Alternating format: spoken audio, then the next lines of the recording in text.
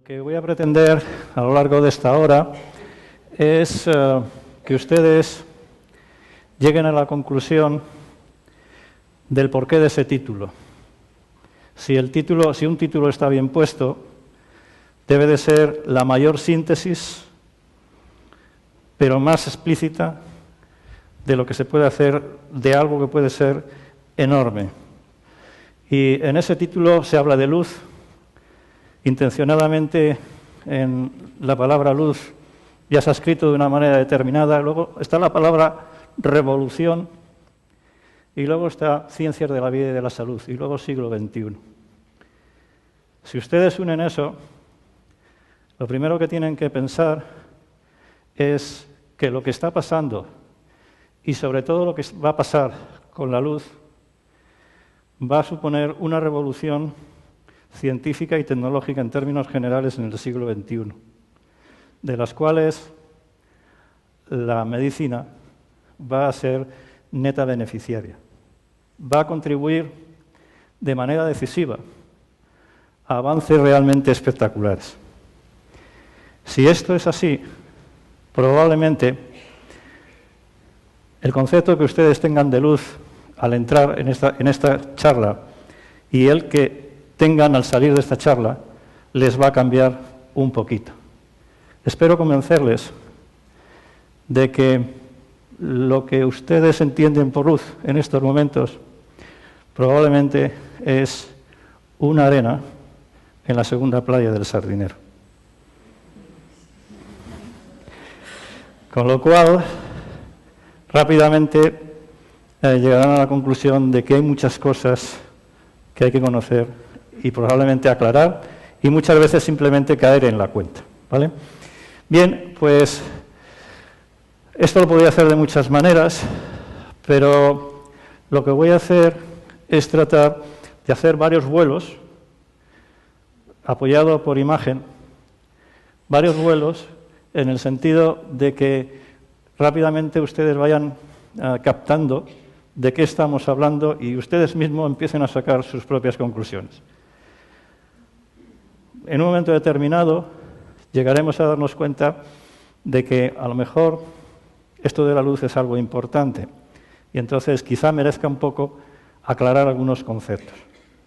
Y después de ello les voy a hacer otro vuelo por cosas que se están trabajando ahora a lo largo y ancho de los laboratorios del mundo y que, por lo tanto, son descubrimientos recientes, son trabajos muy recientes y que no esperen ustedes que estén en clínica en los próximos años, sino que ustedes saben muy bien que desde que un concepto se acuña, desde que un descubrimiento científico se logra, hasta que se llega a ponerlo en clínica, hasta que se llega a poner en el mundo real, pasan entre 15 y 20 años.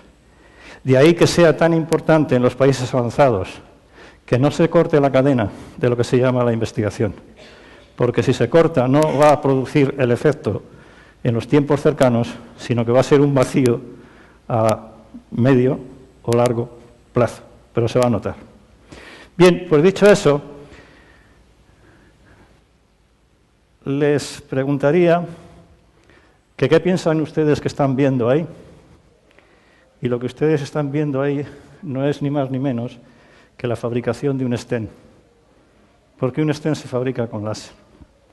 Un stent e infinidad de dispositivos que ustedes manejan, muchos de ellos hoy en clínica de manera habitual, se hacen con luz. Ustedes ven ahí también otra serie de dispositivos que ustedes manejan de una manera o de otra. Pues todos ellos se hacen con luz. Esas texturas que llevan, esas prótesis, se hacen con luz. Y todas estas artilugios, que en definitiva son los armazones, como en una obra civil metemos la ferralla, pues en muchas otras cosas también en el cuerpo metemos también estructuras para, digamos, dar consistencia mecánica a diferentes situaciones. Y cuando estamos midiendo el oxígeno en sangre, sea externamente o sea en un prenatal, Pues lo estamos haciendo con luz. Cuando estamos midiendo la presión intravascular, lo estamos haciendo con luz. Cuando estamos en el laboratorio tranquilamente haciendo análisis, lo estamos haciendo con ingenios que funcionan a base de la luz. Cuando estamos controlando que una epidemia, la aviar, por ejemplo, no se propague, lo estamos controlando con luz. Y a partir de esas historias aparecieron estos dispositivos que funcionan por radiaciones infrarrojas, por luz, en casi todos los aeropuertos que tenemos. Y muchas veces pasas por allí y alguien repentinamente se ve desviado y no sabe por qué. Y es que automáticamente le han medido la temperatura y la han correlacionado con que puede ser un potencial transmisor de enfermedad. Se hace con luz. Lo que ustedes están viendo ahí se hace también con luz. Lo que ustedes están viendo ahí, sea para cortar, o sea para 1000 cosas de las que luego aparecerán, se hacen con luz.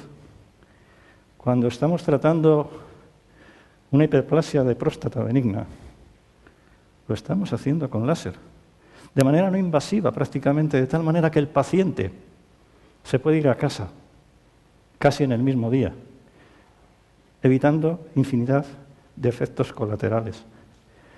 Cuando estamos tallando un ojo, lo hacemos con luz. Cuando estamos midiendo la profundidad de ojo y 1000 cosas más, lo hacemos con luz. Cuando hacemos terapia o queremos borrar, lo hacemos con luz. Cuando damos tour tripulados por las cavidades del cuerpo humano, lo hacemos con luz. Pero también hacemos viajes no tripulados y también lo hacemos con luz. Es un portento del trabajo multidisciplinar de ingeniería, ciencia, y en el cual la luz juega un papel primordial.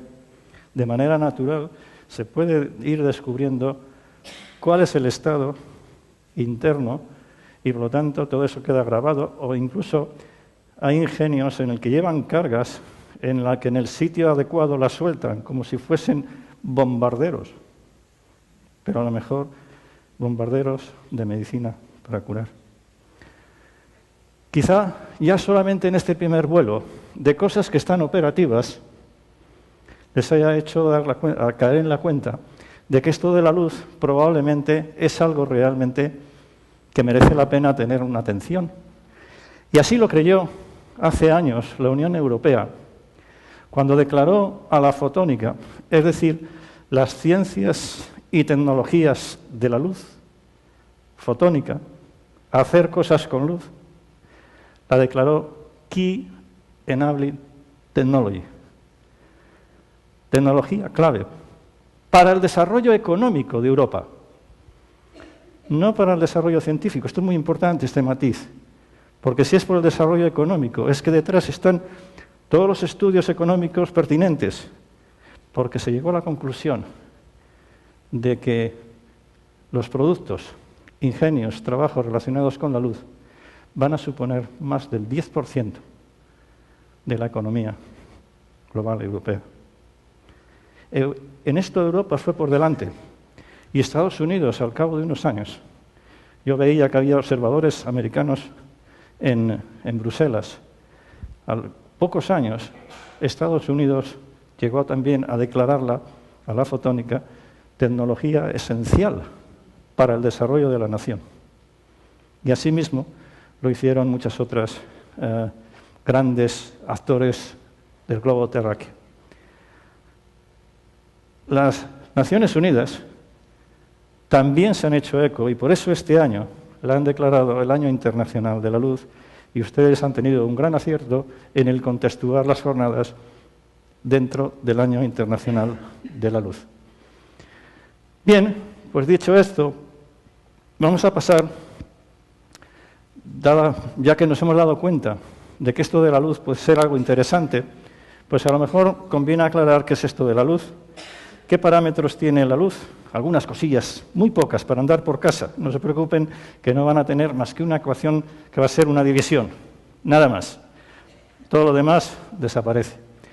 Y entonces les hablaré de un poco de lo que es la luz, y después de ello lo que les haré es otro vuelo, pero no por cosas que están funcionando, sino por cosas que se acaban de descubrir en los laboratorios de investigación, para que ustedes vayan abriendo la mente de lo que va a aparecer progresivamente en los tiempos.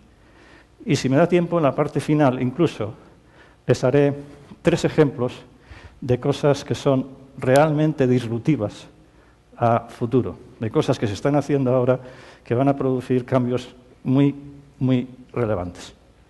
Bien, pues la luz se puede interpretar como onda, pero también se puede interpretar como partícula. Depende para qué. Lo que hace la luz se explica mejor utilizando la teoría electromagnética, es decir, ondas, o se hace mejor utilizando la teoría de partículas. Cuando hablamos de partículas estamos hablando de cuantos de energía, estamos hablando de fotones.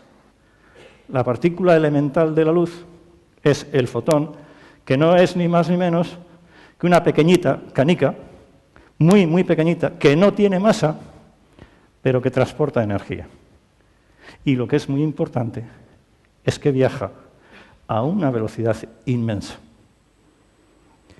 Bueno, por lo tanto, cuando queremos hacer cosas de interacciones, interacción de la luz con, se explica muy bien, se explica prácticamente mejor, se acomoda lo que resulta con lo que calculamos, se acomoda mejor utilizando las teorías de partículas.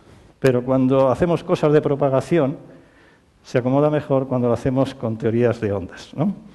Bien, entonces, si hablamos de ondas, ustedes han visto que se producían frentes de onda, ¿no? Y esos frentes de onda no son ni más ni menos que valores máximos en el que hay muchos fotones. Cuando hay muchos fotones hay un pico. Y entonces ese pico se va propagando. Y entonces lo podemos medir parando el tiempo y viendo la distancia que hay entre 2 picos, y entonces resulta una distancia. Esa distancia se llama la longitud de onda. Y de la otra manera te quedas quieto en el espacio y ves pasar el tiempo que transcurre desde que te llega un pico de energía hasta que te llega al siguiente. Y a eso es lo que se llama el periodo. 2 parámetros claves de la luz. Y ambos están íntimamente interrelacionados. ¿Con quién? Con la velocidad de la luz. Y miren qué fácil es relacionarlo. Desde el bachillerato nos deformaron con un concepto de velocidad. Y digo que nos deformaron porque lo que nos contaron es sencillamente una posibilidad del concepto de lo que es una velocidad. Y es la variación del espacio con el tiempo, o dividir un espacio entre un tiempo, ¿verdad? Kilómetros por segundo, metros por segundo, etcétera, etcétera. Pues ya lo tienen ustedes ahí.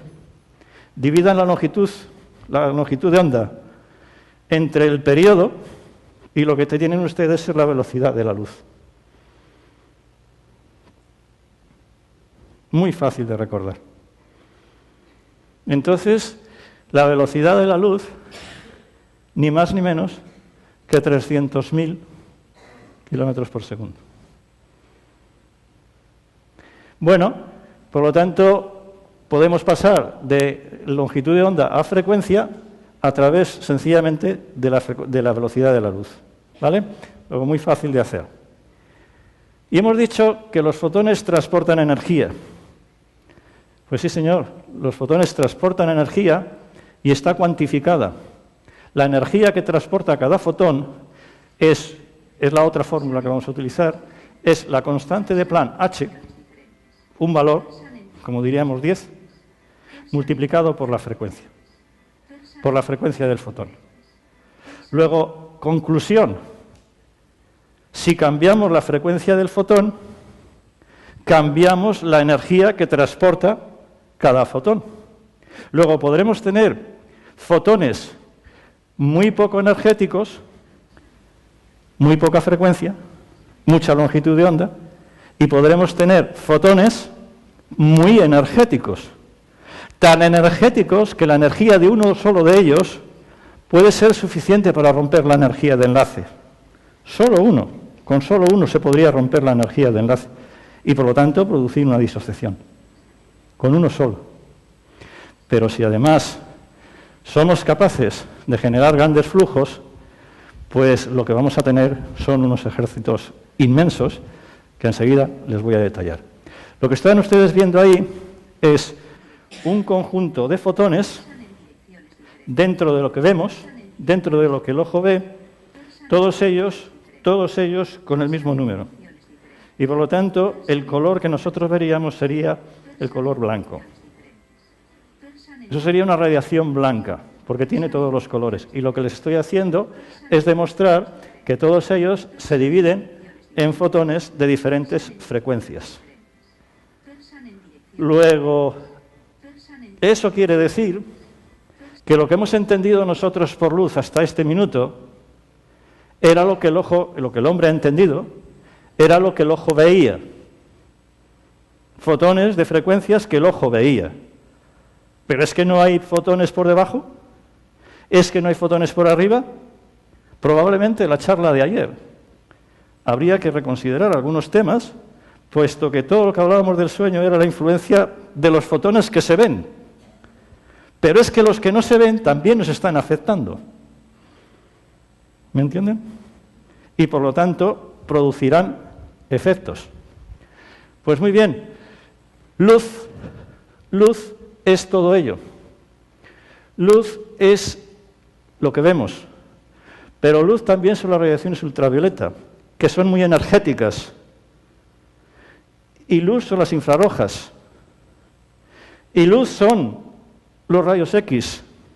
Y fotones son los rayos gamma. Todo eso es luz. Por lo tanto, ya empiezan ustedes a entender por qué decía que lo que se entiende prácticamente por luz, eso de que el ministro Montoro nos va a subir la luz y estas cosas, eso es simplemente un chascarrillo de lo que es luz, ¿vale? Por lo tanto, una arena en una playa de posibilidades. Y fíjense ustedes, fotones de energía tremendamente pequeña y de energía cada vez mayor y mayor y mayor y mayor y mayor. Eso uno. Que si somos capaces de generar batallones de ellos, y ahí es donde viene el gran avance de estos últimos 50 años, pues ustedes explican lo que está pasando. Bien, podemos generar fotones que son incoherentes, que cada uno va a su bola. Si uno mira para arriba, el otro mira para abajo, el otro para la izquierda y para la derecha. Y entonces tenemos luz incoherente. Pero podemos generar fotones de tal manera que todos ellos sean clon de uno inicial. Y entonces estamos hablando de luz coherente. Y ahí es donde surge el láser en el año 1960. La primera demostración, en el 60. Por lo tanto, en el láser significa que si tenemos dos fotones, si uno hace así, el otro también. Si uno hace así, el otro también. Si uno hace así, el otro también. Si uno va para adelante, el otro también, porque son clones. En el otro caso, cada uno de su madre y de su padre. Free everything. Un batallón bien uniformado, todo en fase, no tiene nada que ver con un batallón que unos tiran para adelante, otros para atrás, unos para la derecha, otros para la izquierda. Y cuando hablo de batallón, hablo en términos generales, un batallón para combatir enfermedades, para lo que sea. Si todos están en fase, y además son muchos, pues no hay ejército que se resista. Y eso es el láser. Eso es el luz láser, la luz láser. Incoherente, coherente. Lámpara incandescente, láseres. Y los láseres pueden estar emitiendo de manera continua. Yo estoy emitiendo ahora de manera continua. O pulsada. Es decir, hay luz durante un tiempo. Y repito la jugada cada otro tiempo. Surgen láseres continuos y láseres pulsados. Les voy a hacer una simple cuenta de uno de los láseres que tenemos en nuestro laboratorio de investigación, para que ustedes centren un poco números. Tenemos un láser pulsado, es decir, el pulso es, tengo luz, no, que dura este tiempo. Y aquí es función del número de fotones que tengo, ¿vale? Luego, esto es la potencia y esto es tiempo. Ese láser tiene una energía de pulso de 20 microjulios. Energía es potencia por tiempo, julios, recuerden, vatios por segundos. Y ese láser emite solo durante 350 femtosecond, 350 segundos, dividido entre un 1 y 15 ceros. Es la mejor delta de Dirac que nunca se ha logrado en términos reales. Si hacemos las cuentas, ese pulso lleva dentro 10 a la 14 fotones, un 1 seguido de 14 ceros, y son clones. Imagínense ustedes la cantidad de cosas que se pueden hacer con todo esto.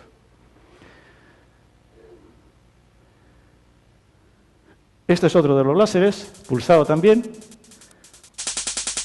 y lo que ustedes están escuchando son las ondas de choque de los fotones al pegar con el material. Lo que ven ahí no es la luz del fotón, de los fotones, porque son infrarrojos, sino están viendo lo que es la fluorescencia. Y podemos producir esto, o no modificar, depende de la intensidad, depende de longitudes de onda, etcétera, etcétera, no modificar nada. Ahí están las grandes posibilidades que se tienen. Podemos hacer una pequeña cavidad, o podemos ni siquiera hacer que se altere el tejido. Todo lo podemos controlar.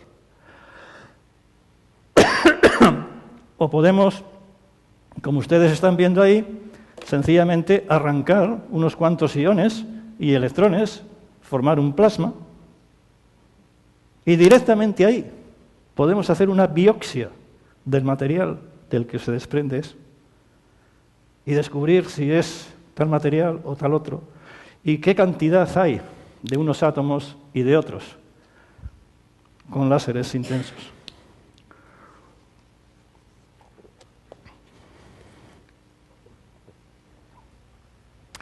Pero podemos no alterar o podemos alterarlo. Y si queremos alterarlo, podemos cortar.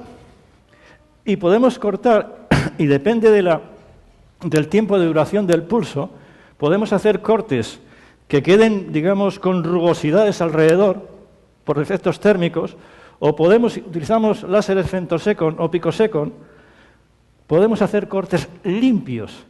A la materia no le da tiempo a calentarse ni a hacer nada. El cacharrazo que le ha pegado en ese tiempo tan cortito no le da tiempo a reaccionar, simplemente se lo lleva. Y además, nosotros podemos hacer concentraciones de energía con enfoques de tal manera que donde se rebase el umbral de ablación no sea externamente, sino sea internamente. Y podemos cortar por dentro, desde fuera. ¿Me entienden? Porque nosotros, con lentes, podemos enfocar los fotones y en vez de enfocarlos en un gran área, los enfocamos en un área pequeñita. La densidad de todos ellos es enormemente mayor y podemos superar los umbrales de daño, o de cambio del material o de nada. Por lo tanto, aquí no hay densidad suficiente para modificar el material, los fotones la atraviesan sin modificación ninguna. Pero aquí hemos superado el umbral de daño.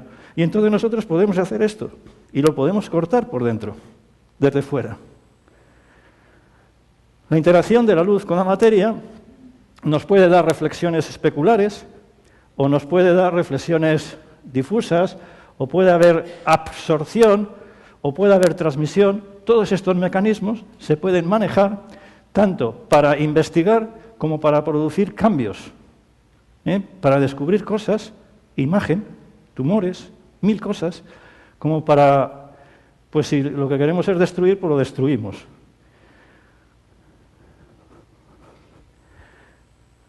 Aquí tienen una idea fundamental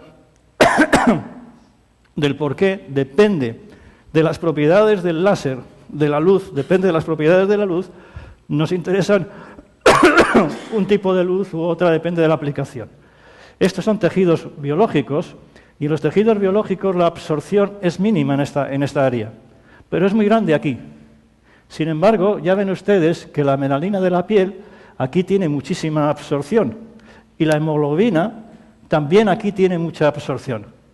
De ahí surge el concepto de ventana terapéutica, como la ventana en la que podemos trabajar y podemos penetrar dentro. Ejemplo, si con un láser de esta longitud de onda, dióxido de carbono, por ejemplo, que emite en 10,6 micras, nos pega en el ojo, que tiene mucho, en la retina, etcétera, que tiene mucho agua, como la absorción es grande, lo que va a producir es una explosión. Automáticamente desaparece. Pero si es aquí, no sucede nada.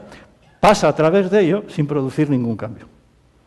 Entonces, depende de lo que busquemos. Si lo que queremos es producir una coagulación, pues trabajamos con una luz que trabaje en estas longitudes de onda. Y podemos producir una coagulación poco invasiva, simplemente con luz. Bien, pues después de todo esto, con lo cual lo que he pretendido es pues darles unas piezas para que se puedan ustedes razonar de algunas propiedades que se tienen en cuenta en la luz para hacer unas cosas u otras. Pues ahora vamos a hacer un vuelapluma por trabajos que se están haciendo en los laboratorios de investigación del mundo, que significan avances que pueden ser muy, muy relevantes a futuro. Bien, lo primero es recordar algo que es elemental. Estamos compuestos de átomos, los átomos se agrupan para formar moléculas, células, tejidos, órganos, subsistemas y al final tenemos el sistema. Por ceñirnos al caso que nos ocupa, que es la medicina, en definitiva. Bueno, pues para producir avances en todo esto, tendremos que producir avances de conocimiento, tanto a nivel de átomos, como de moléculas, como de células, etcétera, etcétera. Y entonces les voy a ir poniendo algunos ejemplos. Bien, con luz se es capaz de capturar una partícula diminuta, capturarla, como yo la capturaría ahora mismo aquí con una canica con mi mano, y una vez que se captura, uno la puede llevar como quiera, a donde quiera con la luz. Eso se llama una pinza óptica. Si soy capaz de capturar la luz, automáticamente lo hago sin contacto. Por lo tanto, no estoy produciéndole ningún cambio. La capturo, la pongo donde me interesa y a renglón con luz puedo tratarla, puedo producirla cambios o incluso la puedo diseccionar. Concepto de tijera óptica. Lo que hago con una partícula lo puedo hacer a la vez, hoy día ya, con muchas partículas a la vez, gracias a las ciencias y tecnologías de la luz. Ahí tienen ustedes una serie de partículas de sangre capturadas con luz y manipuladas con luz.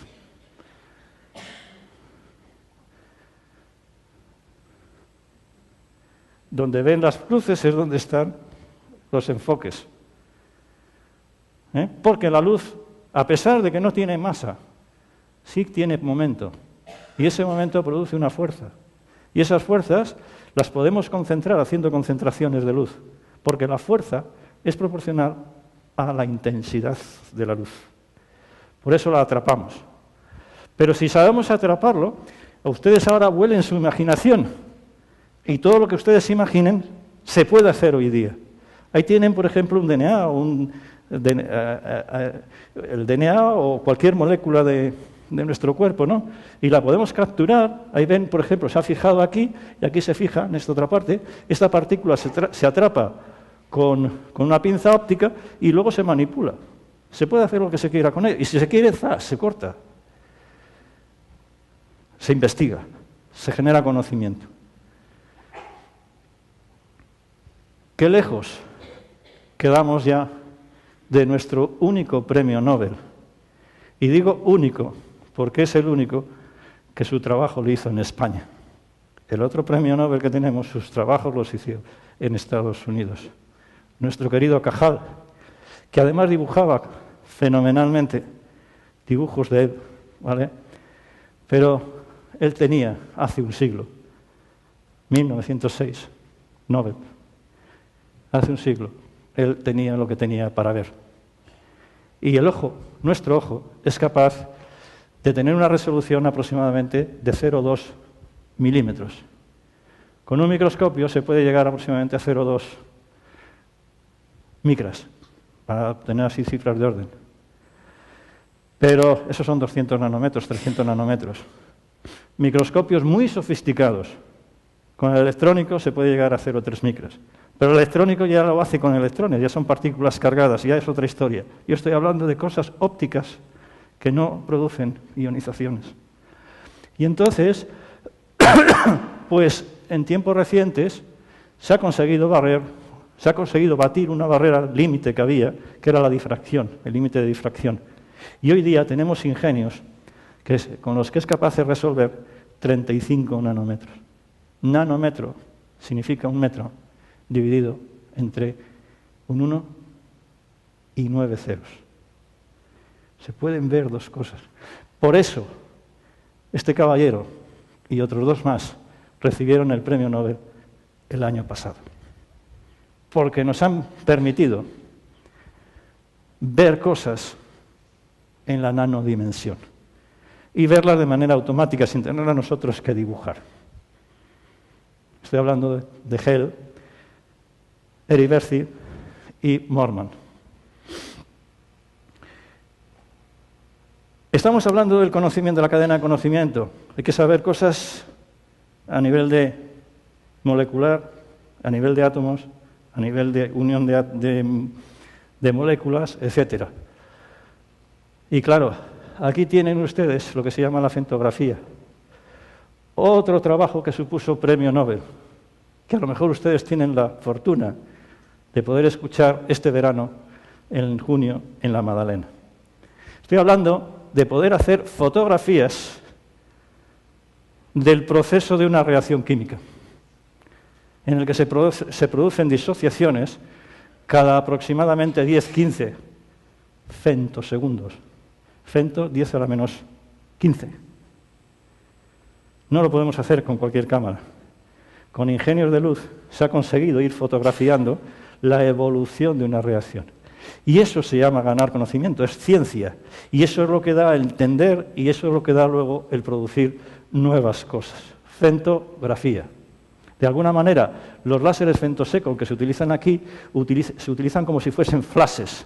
Cuando pega, se ve, pero como es muy cortito, solo se ve esa fracción. ¿Y qué decir de la optogenética? Que es, como ustedes muy bien controlan, que es hacer cosas con las neuronas y los sistemas a base de neuronas, con luz. En esta historia, que es un campo de conocimiento nuevo también, en el 2010 apenas había trabajos. Ahora se está produciendo casi un trabajo, un paper por día. Afecta a las neuronas con luz, topando las neuronas con sustancias que son sensibles a la luz. Se está descubriendo, cuando insolas una neurona, qué pasa con otra, quién se excita, y se está descubriendo cómo es la red neuronal. Pero no solamente se está descubriendo eso, sino que se está, y controlándolo, ¿no? No solamente se está haciendo eso, lógicamente en trabajos de laboratorios, que es lo que intento expresar ahí, sino que a través de ellos se es capaz de hacer conmutadores neuronales. Con luz se puede hacer que una neurona se ponga en on o en off. Ya está logrado en laboratorio. O se puede revertir un pensamiento desagradable que ha sucedido en positivo y viceversa. o como se expresa en esta imagen, o se podrá llegar a sustituir los killers del dolor por killers a base de luz. Porque a través de luz se pueden excitar receptores que actúan sobre el dolor. Y entonces, mediante luz, se podrá atenuar el dolor. Creo que es un tema muy importante y se podrá controlar el dolor. Por lo tanto, yo creo que ven que esto puede ser un tema realmente muy, muy sustancial. ¿Y qué decir de las historias que todos los veranos nos agobian? En piscinas, en el mar, cortes de partes vitales de nuestro cuerpo. Pues se ha demostrado que a base de... Es decir, cuando las neuronas motoras se nos cortan en los nervios, se quedan a libre albedrío y los músculos ya no funcionan. Pues se ha conseguido, en experiencias de laboratorio, que recogiendo células madre de esos nervios y a través de ellos sacando neuronas motoras, y esas neuronas motoras a su vez dopándolas con sustancias que son sensibles a la luz, y de todo eso puesto en el lugar en el que teníamos el problema, se ha conseguido que vuelva a funcionar. Y se ha conseguido medir, incluso, por eso ven estos ustedes aquí, la fuerza con la que el músculo vuelve a funcionar. Estos son resultados previos, pero muy esperanzadores, porque detrás hay auténticas tragedias. ¿Y qué decir de nuestro jefe, del que nos controla por todos los lados? Ese gran desconocido. Pues tenemos mucho que descubrir. Y, entre otras cosas, aquí hay un trabajo reciente cuyo concepto se propuso hace 20 años, pero no se supo tener la tecnología ni la algoritmia para llegar a sacarle rendimiento. Y es lo que se llama la tomografía óptica difusa. Emisores y receptores de luz de muy baja intensidad, con lo cual no afectan alrededor, como ustedes ven por aquí. Y a través de ello se puede someter a los pacientes a pruebas diversas. Se les puede decir, habla, lee un libro, piensa, etcétera, etcétera. Y a renglón seguido, con esta tecnología, descubrir qué parte del cerebro se activa. Esto está demostrado y se ha correlado con tecnologías que ahora mismo pues son las que están al uso. Pero esto es con luz, de baja intensidad y por lo tanto no nocivo. Y ya ven que la correlación es enorme. Todo esto son trabajos, la mayoría de los trabajos que les estoy presentando son publicaciones de Natural Science, etcétera, etcétera. Es decir, del más alto y rigor científico. ¿Y qué decir de esto? ¿Qué decir de la otra tragedia social que nos agobia diariamente y de la que me gustaría que nadie de los que están en esta habitación tenga ningún drama familiar o de amigos, etcétera, etcétera? Un trabajo hecho con Optical Coherent Tomography y además con efecto Doppler. Lo que ustedes ven aquí es un cerebro, esto es hecho lógicamente en ratón, ¿vale? Un cerebro sano. Y ustedes ven el flujo sanguíneo, se ha medido el flujo sanguíneo, y ustedes ven el flujo sanguíneo de un cerebro de las cavidades, de las tuberías de ese cerebro, y ustedes ven que el flujo es estupendo. Ustedes ven una definición de esas tuberías fenomenal. Ese es el cerebro sano. Cuando se le somete a cocaína durante un periodo y se vuelve a hacer lo mismo, miren ustedes lo que sucede. Esas tuberías dejan de tener flexibilidad, se estrechan y el flujo sanguíneo se reduce de manera sustancial. Y ustedes muy bien saben qué sucede cuando el flujo sanguíneo se reduce. Puede venir el stroke, la hiperplasia, and so on. demostrado experimentalmente. Lo pongo porque creo que es un tema que es muy importante, sobre todo en temas clínicos, que se controle bajo un punto de vista científico, con datos científicos. Y así se podrá hablar a nuestros jóvenes y no tan jóvenes de este drama. ¿Y qué decir cuando operamos en el cerebro? Nuestro jefe, que también se avería. Y con las tecnologías que hay, en muchísimas de las situaciones, pues se va operando un poquito, pues no voy a ser alarmista, pero un poquito a ojo, porque no hay a lo mejor las tecnologías suficientes para demarcar con precisión las partes que tienen malformaciones de las partes sanas. Bueno, pues se están demostrando tecnologías en las que te permite descubrir las zonas en las que están con malformación y discriminarlas de las zonas que están sanas. Y por lo tanto, en tiempo real pueden ser herramientas que guíen al cirujano especializado en la historia para tomar sus decisiones. Y ya entonces no serán decisiones pues un poquito a ojo, como ustedes muy bien saben que más o menos se hacen, pues porque es lo que se tiene, a hacerlas de una manera muy guiada. Y en temas de terapia, pues hay trabajos con luz realmente muy esperanzadores. Con luz se puede acortar de manera decisiva. Cada luz que estamos utilizando en cada experimento tiene características diferentes, como ustedes entenderán. Podemos acortar el tiempo de reparación de un tejido, o incluso podemos regenerar tejidos desde fuera, tratando de introducir la luz desde fuera. Se han hecho experimentos en el que incluso se han cortado a un ratón pues las partes motoras, y con esta metodología se les ha conseguido que vuelvan a andar.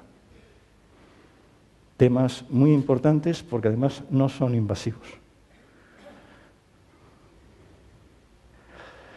Y a nivel de operación, imaginemos que tenemos un tumor, para ir haciendo muchas posibilidades diferentes. Imaginemos que tenemos un tumor y tenemos un vaso sanguíneo ahí, y nos gustaría cargarnos el tumor, porque estos son free. Ellos hacen lo que quieren, no siguen ninguna regla, y por lo tanto se desordenan. Pues los podemos inyectar con una sustancia que afecta en general local, o puede ser general, pero en la parte sana se evacua, y como son muy egoístas, estas células tumorales se guardan esa parte de la sustancia. Y esas sustancias se han preparado para que sean muy sensibles a la luz. Y a continuación, con una fibra óptica, se puede llegar hasta el lugar, se le puede pegar un largazo con láser y automáticamente necrosar todo el problema, de forma local. Esto se hace.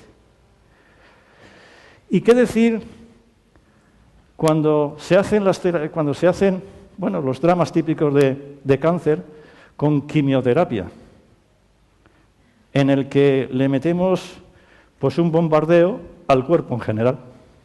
Por lo tanto, reparamos unas cosas, pero nos cargamos otras. Y al final, como en todo en la vida, pues merece la pena porque salvamos la parte sustancial, aunque hayamos jorobado otras partes. Pues hay trabajos, tienen siempre ustedes aquí la referencia de dónde se están haciendo, ¿vale? Y la publicación en la que están, en la que se están desarrollando unos microbalones en el que se puede meter la sustancia química con la que vamos a atacar el tumor. Por lo tanto, va metida y no afecta nada. Con esos microbalones se puede llegar al lugar, depositarlos en el lugar, y a renglón seguido esos microbalones se les irradia con luz y se abren. Y sueltan su carga de medicina de forma local reduciendo de manera muy, muy sustancial los efectos colaterales. En nuestro grupo de investigación, en trabajos con el Dartmouth College de los Estados Unidos, que es una de las 10 mejores instituciones de investigación de Estados Unidos, pues con luz hemos llegado a mapear tumores de tejidos sanos. E incluso dentro de tumores, de manera no invasiva, luz.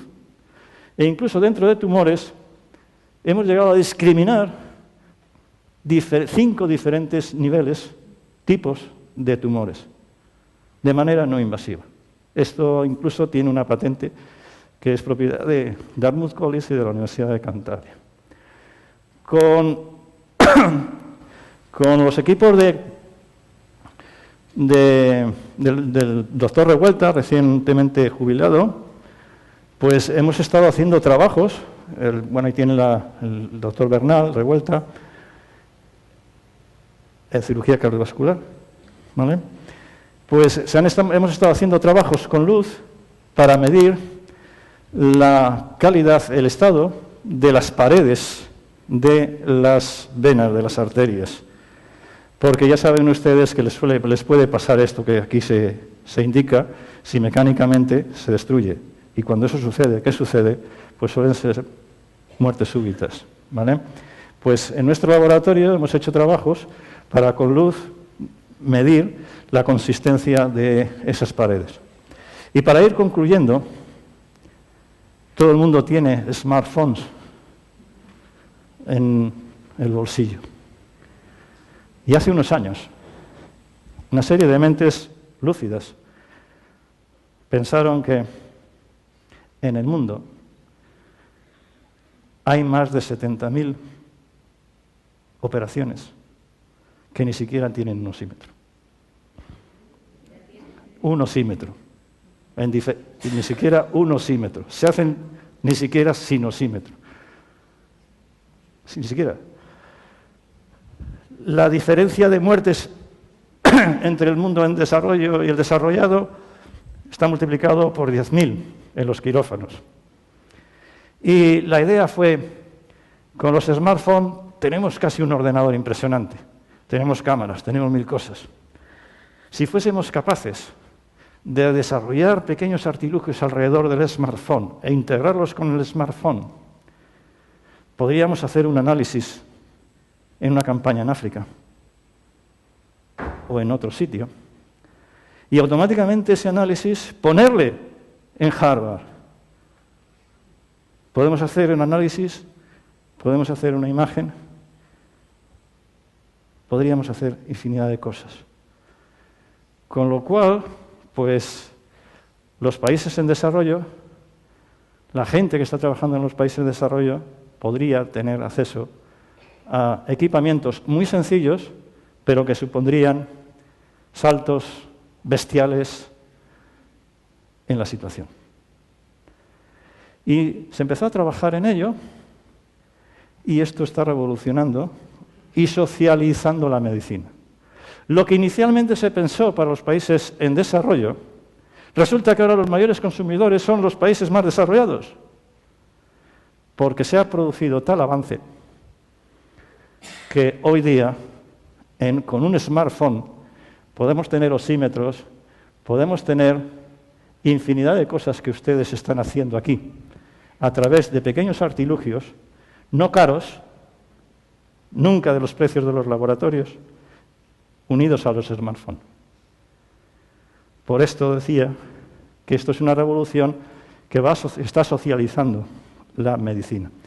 El caballero que ustedes ven aquí es uno de los pioneros que ustedes pueden tener el privilegio de escucharle este verano en la Universidad Internacional Menéndez Pelayo. Y finalmente, dos cosas disruptivas a futuro. Si antes hablábamos de la fentografía, porque nos podía permitir seguir, fotografiar una reacción, ahora estamos hablando ya de la atografía. Ato es 10 a la 18, menos 18 segundos.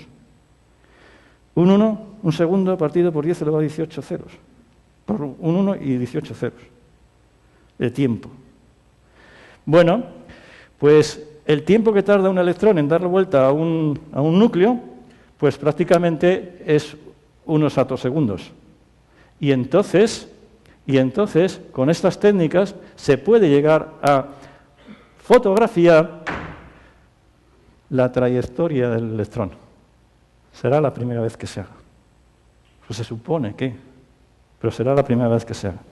Porque se tiene como flashes de muy poca duración, y como esto dura muy poquito, le tienes que pillar sincronizado. Es como un efecto estroboscópico con láseres. Son cosas muy complejas, pero ya están prácticamente demostradas en laboratorio. Eso, un ejemplo. Otro ejemplo, muy relacionado con su actividad también, lo anterior era para ganar conocimiento en términos generales. Esto muy relacionado con su actividad. La terapia de protones. ¿Recuerdan el caso del chico de UK que vino a Málaga, que le metieron en la cárcel al padre porque no se fiaba de la medicina del Reino Unido y lo que quería era tratamiento con protones? Pues se van a ver ustedes por qué. Con láseres, hoy día se generan protones con grandes campos eléctricos, enormes campos eléctricos y unas máquinas descomunales. Pues con láseres muy intensos, estamos hablando de láseres que llegan una potencia descomunal, cuando se les hace incidir sobre películas muy finitas, metálicas, le producen en un lado una gran acumulación de cargas positivas. Y lo que sucede es que por el otro, entonces, si hay cargas positivas, son repelidas.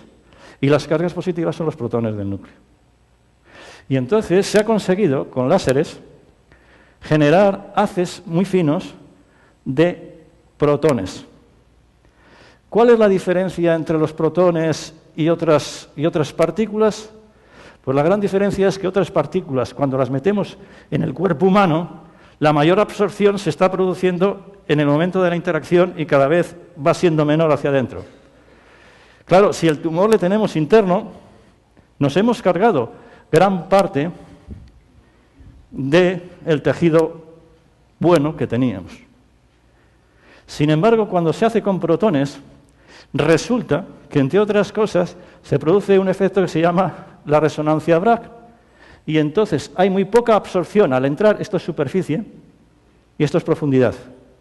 Hay muy poca absorción en la entrada y, sin embargo, en unas determinadas condiciones aparece un pico, una acumulación de protones, y eso se puede controlar con los parámetros de ese láser. Claro, si hacemos coincidir ese pico con el lugar en el que tenemos el problema, lo que estamos haciendo es un tratamiento totalmente localizado. Y los efectos colaterales son infinitamente pequeños. Esto es lo que el padre estaba convencido con respecto a la enfermedad de su hijo. Y por eso hizo lo que hizo.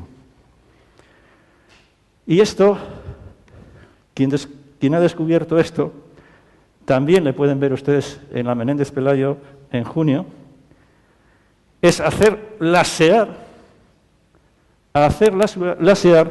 a moléculas biológicas. Es decir, hacer láseres no con sustancias de rubí, de fibra, etcétera, sino con moléculas biológicas.